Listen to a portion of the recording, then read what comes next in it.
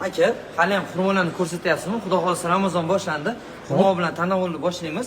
Endi mana qarang, spirtnoy ichib mukkasidan ketganlarga, shulardan bezor bo'lganlarga choy zo'r kelgan. Buni ichsa araq tashlaydi. Tashlaydi. Ichsa tashlaydi. Endi qarang.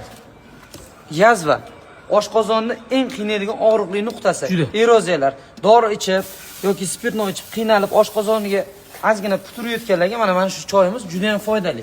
Lavanda, asabi taranglarga, o'qituvchilarga, doktorlarga, yo'qsiyomonlarga. Mana o'sha choyda chempioni 20 xil asarti.